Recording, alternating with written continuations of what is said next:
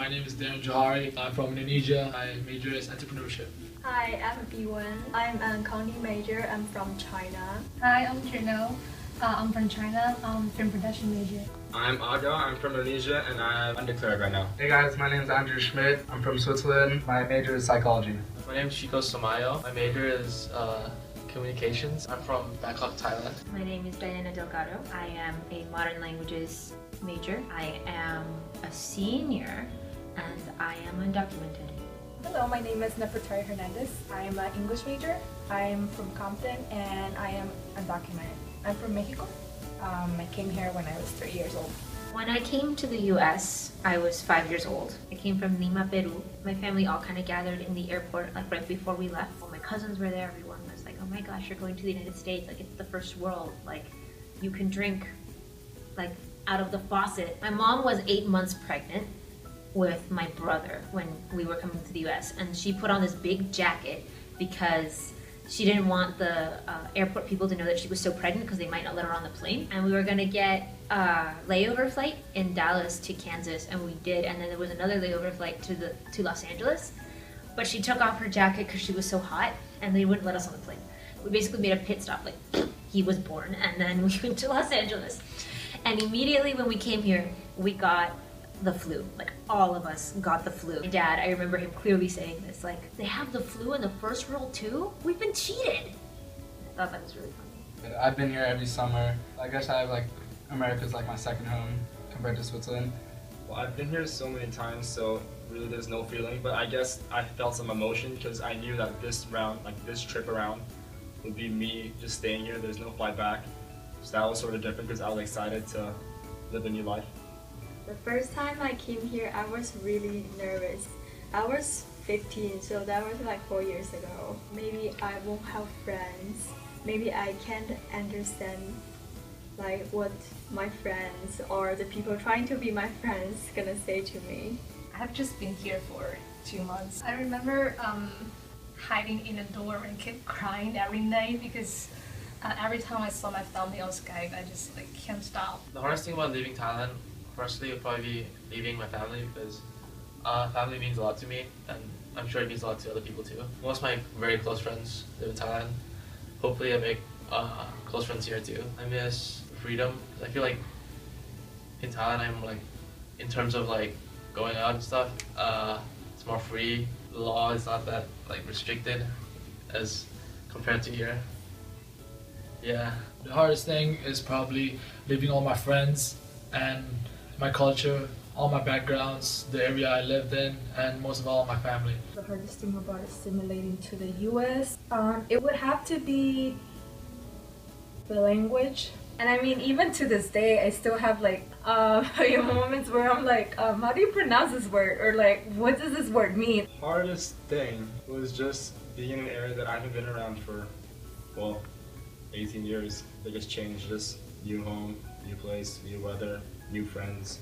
Hardest thing was probably getting around because I don't really have a car or a license. Also making new friends, I guess that's, people struggle. It was okay, but that was probably a hard thing to do too. I face a lot of daily challenges as an undocumented student. I mean, the obvious is kind of keeping it secret from people who might harm me. There's a psychological aspect to that too, because when you sneak around, you think you're doing something wrong. People get like clinical anxiety from that kind of living situation. Kids are developmentally stunted. Me personally, what really sucks is that I'm a modern languages major and I can't study abroad. Like, I speak Chinese, I speak French, and I speak Spanish and English, obviously, and I can't go to these countries to be immersed, and I can't go back to my country to visit my family.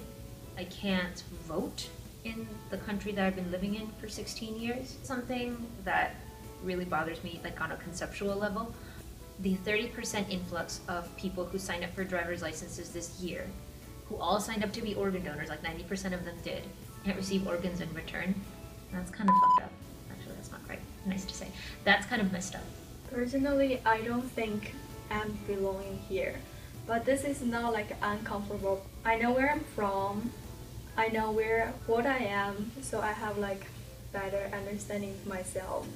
As a 5, 6, 7-year-old child, you kind of want to belong, but then as you grow up, you come to realize that you don't necessarily have to belong.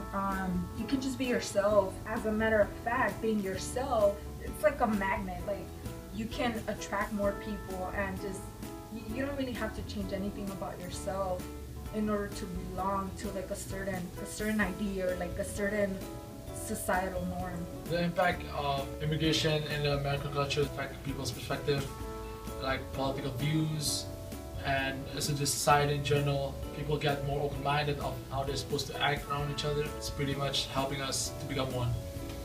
People bring their culture to America, which makes it more culturally diverse here, and it also gives American culture like more aware, so they're culturally aware. It's not even American. I wouldn't even say it's American anymore. Just like a bunch of nations combined. Technically from history, like people do have flawed problem here, but they become, no matter like bad way or good way, they become like more understand for each other.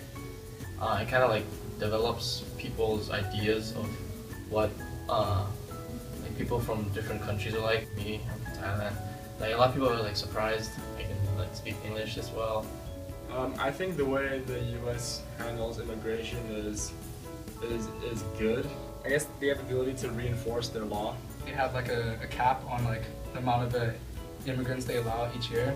So I think that's a good way of limiting the amount, well, I guess the amount of people coming into the U.S. so that it doesn't get too crowded.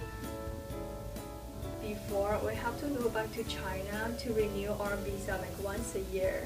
That's something really tough and hard, and we have to wait for a month, and we have to make an appointment during summer, and you know summer is like really busy time. But this year they changed. I have like 5 years visa, so I don't have to go over the hard thing anymore. That's like better for us, better for students from China.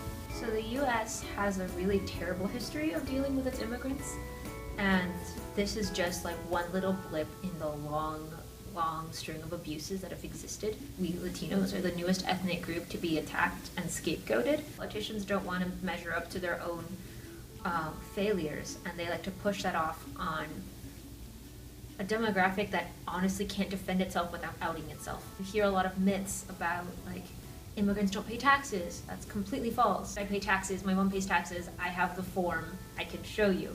Or like they're ruining the economy. Like, no, we're not, we're actually saving it, because Social Security would be just a complete mess right now with the baby boomer population if there weren't a lot of undocumented people putting 10 to 15% of their funds into it and can't ever receive it. There's a lot of political intent in making us look bad, and I think it's racist. If I didn't migrate to the US, well, I'd probably be more boring because I've lived in Thailand for so long already.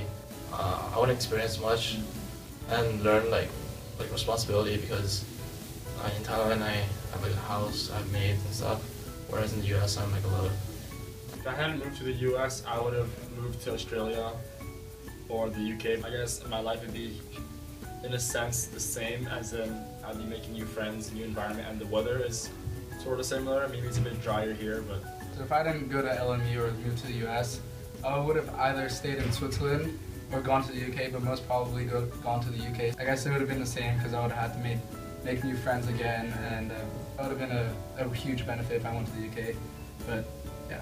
If I hadn't migrated from Mexico, I never like to think about this, because you know, there's definitely a reason why I'm here.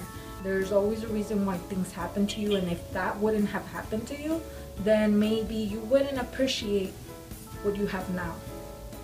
So that's something I always think about. It's really hard for me to imagine like what life would have been like if I'd stayed in Peru. The US has been such a fundamental part of my growing up and of who I am right now as a bicultural person, that's how I identify. Culture is honestly kind of just like an advanced inside joke that people have with each other, and I like being in on that joke. I was raised here, I'm from here,